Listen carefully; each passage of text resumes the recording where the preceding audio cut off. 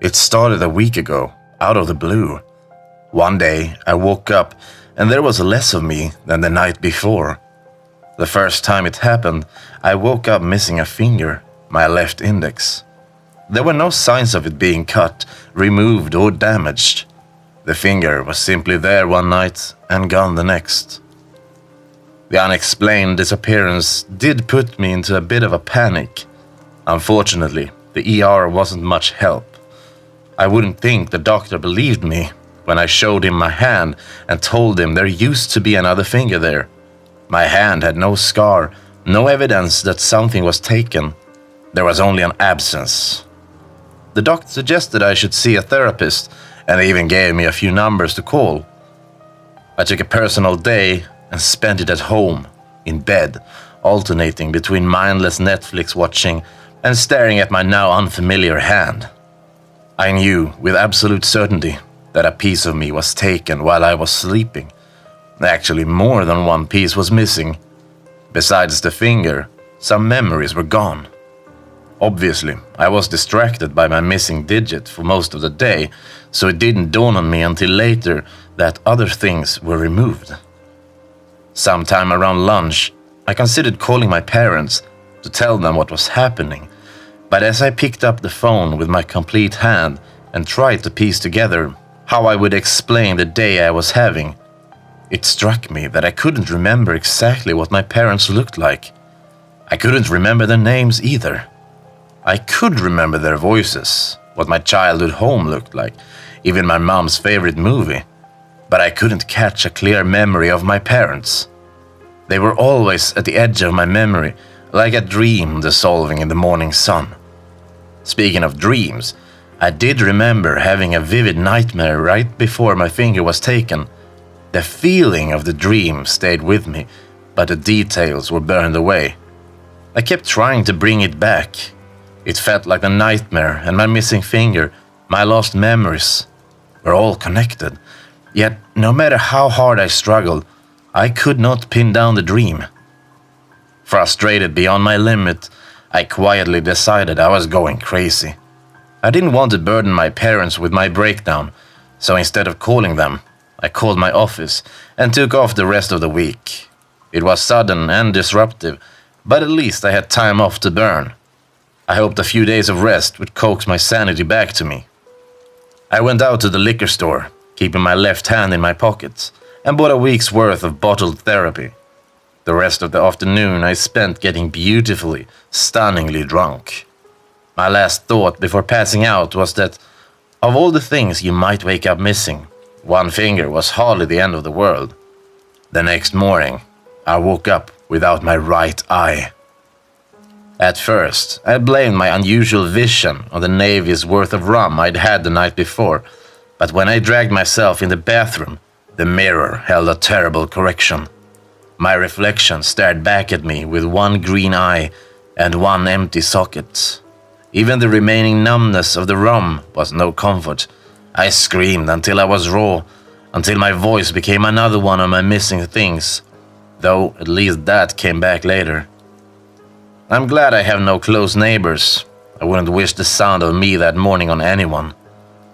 Once I pulled myself together, more or less, I tried to objectively assess my new reality. Like my finger, the eye was gone with no sign of damage or injury. If you'd never known me before, one might assume I was born with only the one eye, and that the empty socket with its deflated lid was just a genetic inheritance. But I knew that wasn't true. I took the best inventory of me as possible, under the circumstances. I found the eye wasn't the only new loss I had to reckon with. My memories of college were mostly gone. Gone also were a dozen other moments I was certain I could recall just the day before. I couldn't tell you my middle name. I couldn't remember the name of the first girl I kissed. Everything that was me was being shipped away. I was unraveling. And, much like the day before, I carried the certainty of a forgotten nightmare, a repeat of the first. Nothing I tried could bring the details into focus. It was like trying to watch a movie while deep underwater. All that came back to me were silhouettes and a sense of movement. That and the lingering impression of fear and a terrible sadness. I found myself crying in the bathroom, tears falling silently from my one remaining eye. The rest of that day was spent in shell-shock wanderings, haunting my own house like a living ghost. I paced from room to room, aimless. My house is large, with more rooms than I need. It's on a farm and belonged to my grandparents before their passing. The walls are old and familiar, the floors well-worn, wood-dotted, with an island of soft rugs. Everything about the house used to bring me comfort, but I was hollow that day. I didn't bother to eat or read or go for a walk in the nearby forest, which always brought me peace. I couldn't even work up the energy to drink myself dumb. The only way I could process my slow disintegration was to shut off my mind. I stayed awake for as long as I could. It was pushing 48 hours before I couldn't fight it anymore, and I fell asleep, slumped in a dining room chair. When I woke up, I found out that whatever was happening to me, it was accelerating. I held my left hand up, shaking. Another finger and a thumb were missing. I was now down to a few toes as well. Exploring with my tongue, I counted 4 missing teeth. I wondered when I'd hit a breaking point when my body could suffer no more missing pieces. Just like each morning before, I woke still feeling the echoes of a dream that I could not recall. That was a rough morning. I sat at the table for hours, tallying and retallying my losses, like a general after an ugly defeat. But I wasn't going to have 2 hopeless days in a row. I roused myself before noon, had a few drinks, then brought my laptop out to the living room. I set it to sit and drink and research all while watching the autumn rain glaze my window. After an hour, I was slightly drunk, highly determined and completely lost. Googling stolen body parts was predictably unhelpful. I was constantly redirected to articles about organ harvesting. Since I wasn't waking up in a bathtub full of ice each morning, I doubted any of that information would be useful.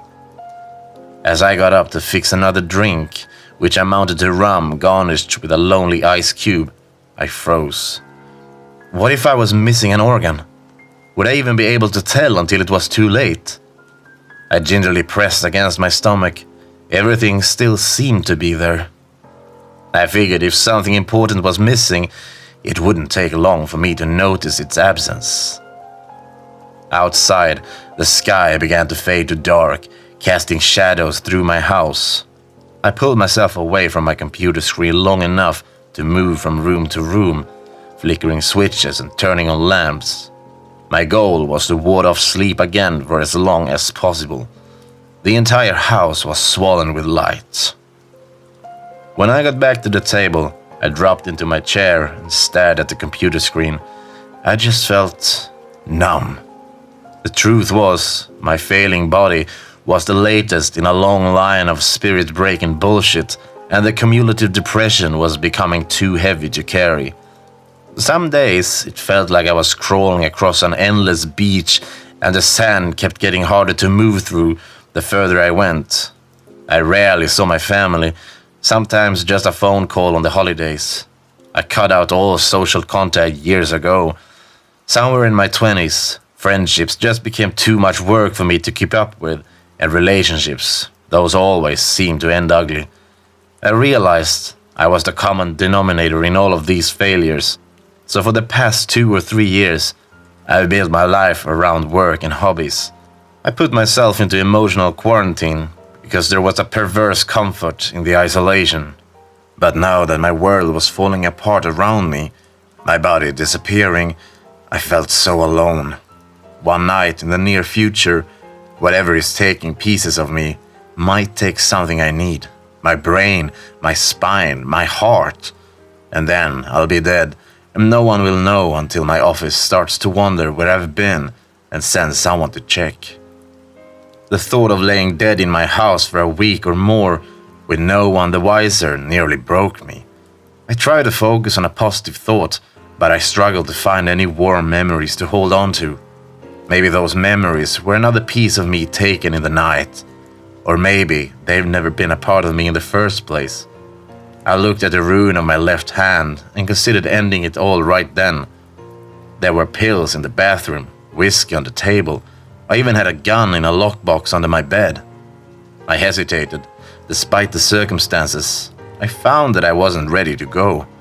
At the very least, I wanted to know what was happening to me, why it was happening to me. The only clue I had was the fading echo of that dream every morning. I tried forcing myself to remember, but my mind could find no purchase. The dream was close enough to chase, but too far to catch. Huh, I said. I went back to my computer and searched Dreamcatcher. I spent 40 minutes reading all about dream catchers, their history, intended use, and how to make one. They were originally created to hang above the beds of sleeping children to ward off bad dreams and evil spirits. I figured it couldn't hurt to try. Half an hour later, I set my ad hoc dream catcher on the table. I didn't have string or yarn, so I'd had to use dental floss, woven through the frame of an old, stringless tennis racket. The final effect was completely ridiculous. "This is bullshit," I said out loud to my empty house. I went to crack my knuckles, remembered several were missing, and decided my entire week was bullshit, so maybe the Dreamcatcher was the answer to all my problems. Even though, as far as I could tell, Dreamcatchers weren't supposed to actually catch dreams so you could remember them, just trap bad dreams. "Close enough," I muttered to myself, sitting the Dreamcatcher on the table next to my computer. I poured another drink, shaking the nearly empty bottle sadly. I knew I made a pitiful sight, alone in my old house, wearing old flannel pajama bottoms and a scruffy t-shirt. I decided to dive into some more research, see if there was something I missed, some silver bullet to bring my body and my mind back to me. I must have blacked out again, because I woke up to the bright sting of sunshine, and I was outdoors. "What?" I mumbled. As I shook off the haze of sleep, I realized I was in a park. There were no parks near my house, but this one still looked familiar, all green and gently shadowed by tall oaks. I saw a dirt trail winding away into a wooden space and a large playground in the distance. It looked like the old style of playgrounds, all metal and wood and good memories. The kind of playground where you would spend hours as a kid, bumping and falling your way through a summer afternoon. There was a figure swinging on the swing set.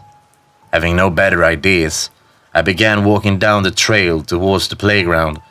I knew this park, and the farther I walked, the clearer my memory became. This was the park near where I grew up, where I played as a kid, and where I spent more than a few nights hanging out with friends in high school. It was even the place I had my first kiss. I was 14. Her name was Cassidy. Her face came into my mind vividly. I wasn't sure why the feeling was so strong until I drew close to the playground and recognized the figure on the swing. "Hey, Cass," I said, standing behind her. She turned to face me but kept swinging. "Hey, stranger." I think I gasped. There were lines and thin cracks all over her face, like broken pottery glued back together. Cass dug her heels into the ground, stopping her swing. "It's rude to stare," she told me. "Sorry," I said, still staring. Besides all the cracks and lines, her face looked how I remembered her, only older. Her hair was chopped short and blonde now. When we dated, she used to change the color often. I remember red being her favorite. Cass had delicate features, and her nose had a small tilt to it from when her dad broke it when she was a kid and it healed off center. She smiled sadly at me, keeping her mouth closed like she always did, shy about her teeth being a little crooked on the bottom row. I'd always found her imperfections cute. I used to try very hard to surprise her, to get her to smile or laugh unabashedly. Sometimes she would, but only if we were the only ones around. Eventually, I collected myself and stopped staring. It was warm in the park. It felt like summer, even though it was November. Despite the heat, Cass wore an oversized dark blue hoodie. I realized it was one of mine I'd given her years ago. "How you been?" I asked, kind of stupidly. She shrugged and went back to swinging. Not having a better plan, I sat in the swing next to her and kicked off lightly. I noticed her hands on the chain of the swing had the same lines and cracks as her face. It reminded me of a puzzle. We swung in silence for a while. "The park looks nice," I said. "The trees look very green. For November, you know?" "You always said that," Cass replied. I stopped swinging. "What do you mean? When did I say that before?"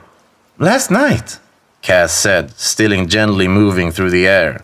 "And the night before, and the night before that. Every night for quite some time. I'm not sure exactly how long." "I'm dreaming," I said. "Yes." "This is a dream I've had every night since..." I glanced at my left hand with its missing digits. I've heard that some people who lose limbs are whole when they dream, but apparently I carried my losses with me, even in my mind. "Yeah," Cass told me, "this is the same dream, and we have the same conversation. Well, at least it usually starts the same." "I'm confused. Is this just a dream? Is any of this real?" Cass stopped swinging again. She sighed. Fat white clouds floated in the sky above us. One crossed the sun and pulled a shadow over the entire park. We sat for a moment, listening to the birds call to each other in the trees. A blue and yellow finch landed on top of the nearby seesaw. Even in the shade, the air in the park was warm and smelled like grass and wildflowers. "It's a dream, but real, I think," Cass said, finally. "Real enough. This is where I came after my fall." She traced the path, one of the lines on her cheek. "I remember the fall, and then I remember waking up here, in our old park. That was a mindfuck. I'm not sure how long I was here alone before you started showing up. Not long." Her fall, the thin cracks like broken pottery, all across her face. "Cass, are you dead?" I asked. She smiled, but only barely. "You always ask that too." "Am I dead?" Her smile dropped. "No, not yet at least." "I'm dying, aren't I?" I asked. "The pieces of me that keep disappearing. Eventually I'll be gone." "Yeah, I'm afraid so." "Then what?" Cass nodded towards the woods. "I think you'll end up here, like I did." She started swinging again. I got off my swing and sat down across from her, on the edge of a merry-go-round. "What happened to you, Cass?" It's a long story. The short version is that I got in a bad way. Couldn't find a way out, so I stepped off a building." "What's the long version?" I asked. I paused. "You've had to tell me this story several times, haven't you?" She nodded and smiled, this time almost a full smile. After we went our separate ways, the next few guys I was with weren't great. Dad got sick, so I stayed with my parents for a few years. Mom was too strung out to be much help. I started using too, just trying to find a little bit of peace now and then. It didn't help much. The years just kept slipping by. There were times that I would tell myself that it wouldn't be that way forever, that I could climb out, but each day it felt like a little more of me was used up. I couldn't find a way out, and one day, not too long ago, I guess I woke up just hurting too much." Cass slowed her swinging until she was rocking with her heels on the ground. "Oh, I'm so sorry, Cass," I told her. "Thank you. I know you mean that, just like I know what you're going to ask next. You want to know why you're here." I smiled. "You know me, always gotta grab the spotlight." I gestured to the playground and park behind me. Whatever this is, whether it's your own place of heaven or, well, whatever this is, it seems like it's yours. Why am I here, and why am I..." I held up what was left on my hand. Cass stood up. "Before I tell you, let me show you something. It's kinda upsetting, so just prepare yourself, okay?" She began walking farther into the playground, and I followed. We went around the monkey bars and past the jungle gym until we reached a patch of asphalt. This was the place I used to draw with chalk when I was a kid, to play Foursquare and hopscotch. There was chalk on the asphalt now, but this time it was on the outline of a body. Within the white lines, there were a few body parts laying on the ground in the appropriate places. Some fingers, some teeth. I recognized the single green eye staring blankly up into the sky as my own. I screamed for a long time. At some point, I sat on the ground next to the chalk outline. Cass hesitantly put a hand on my shoulder, then sat down next to me and wrapped me in a hug. She rocked me back and forth. I cried. The weight of the last few days, maybe the last few years, cracked something inside of me, but it felt good to be held. "Thanks," I said. "I think I'm okay now." Cass pulled away, but still sat close enough that our arms were touching. "I hate to tell you this next part." "Why?" I asked. "Because I hate hurting you, but this..." She pointed the outline with the pieces of my body inside. "I'm pretty sure it's my fault." I stared at her. "How? Why?" "Because I was lonely, maybe. Or because I was still hurting." We were just kids," I said. "I'm sorry, but it was so long ago." "I know," Cass said. "I forgave you a long time ago for leaving, for lying, for everything." I winced. Cassidy and I dated all through high school, but I went away to college and she stayed in town. We grew apart, or at least I did, but I had a hard time ending it. She always was so happy to see me when I came back to visit, but my mind was never entirely there. I felt like my life was moving on but didn't know how to tell her, so I dragged and came up with excuses, and I visited less and less. I had a fling with a classmate, confessed. Cass forgave me, then I did it again. Eventually, I was the one to end the relationship. If it sounds like I was a piece of shit, it's because I was. The only excuse I can offer is that I was young and had always hated myself a little. Those excuses sound empty, even to me. Screwing up my own life was one thing, but I always felt guilty that I took Cass along for the ride. "If you forgave me, then why bring me here?" I asked. Cass reached over and placed her hand over my damaged one. "It wasn't a conscious decision. Please know that. It's just... You know how people say your whole life flashes before your eyes when you're about to die? Well, it didn't, at least for me. Only the good parts, the bright parts, came back to me while I was falling. And you were in every one of those memories. Us here, at the park at night. Or on days when we had nothing else to do. Or that trip we took down to the ocean, July of sophomore year." Cass was crying silently, the tears running along the broken lines in her face. I felt sick for all the pain I'd caused her all those years ago. "The main thing I remember, right before, was our senior prom," Cass said, wiping absently at her eyes. "Do you remember?" For a panicked instant, I was afraid I didn't, but then I looked at Cass, and it was like looking back through time. I could picture her clearly in her yellow dress. I could see her face as she was then, with no scars or lines. She'd smiled in the pictures my mom took of us that night, truly smiled, no hidden teeth. "I remember," I told her. "I wore a yellow tie to match your dress, and I accidentally sat on your corsage. I felt bad because I ruined it." "You didn't ruin it," Cass told me. "I liked that it looked different from all the other flowers. Being mushed gave it a personality." She paused. "I kept it. I don't know if I told you before, but I kept the corsage. Dried out in a box in my room. It's still there, unless my parents cleaned things out after I..." Her voice broke, and she started to sob. Now I was the one who drew her close, wrapped my arms around her, and put my forehead against hers. "I'm sorry," she kept saying. "I'm sorry, I didn't want to bring you here. I didn't mean to. I'm sorry. I didn't want to hurt you. Please believe me." I did. She looked up at me, touched the temple near my missing eye. "I'm so sorry for everything that's happening to you. I think I'm just thinking and you're caught in the drag. I don't know how to stop it. I keep trying. Whatever's happening seems to have its own momentum.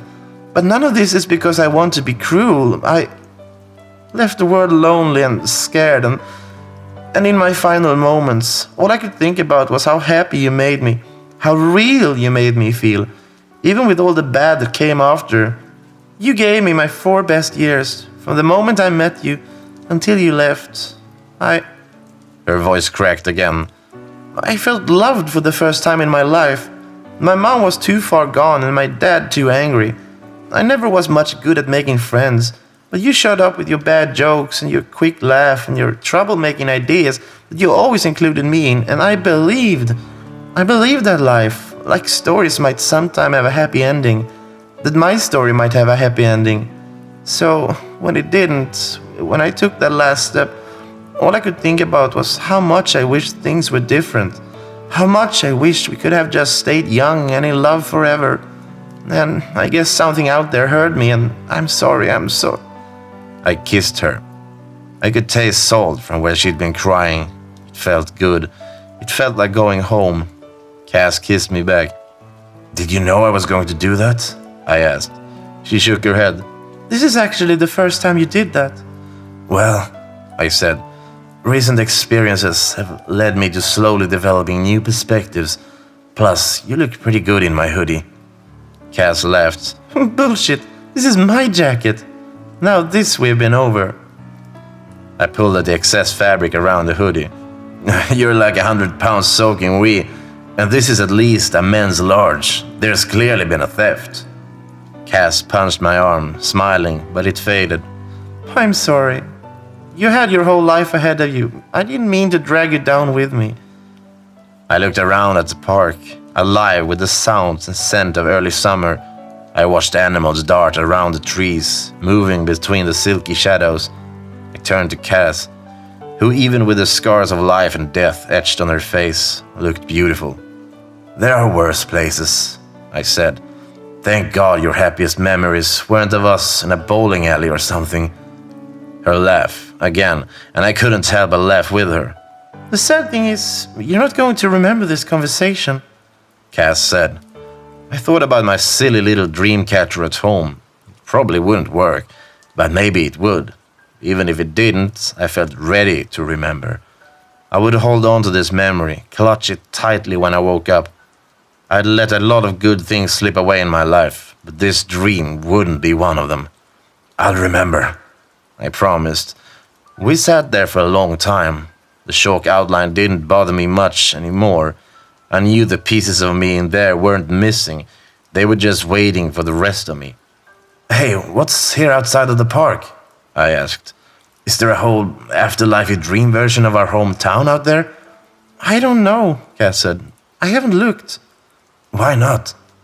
I didn't want to leave the park in case you showed up, since I never knew when that would be, Cass replied. I didn't want you to wake up here alone. Thanks, I told her. I wouldn't want that either, but we should go look to see if... That was the last thing I remembered before waking up this morning. My right leg below its knee is gone, so is one ear, some fingers, more teeth. And I'm having trouble breathing, so I think I can add a lung to the list of parts waiting at the park. I don't know if the dream catcher really worked, or if I managed to keep my memory of the dream by brute force, but I remember all of it. I'm typing this out with my one good hand. The right hand is only missing the pinky so far. I want to leave this for anyone who comes looking for me. I want people to know that I was at peace with everything. I'll call my parents later, not to say goodbye, just to catch up, to let them know I was thinking of them today, even if I can't quite recall their names.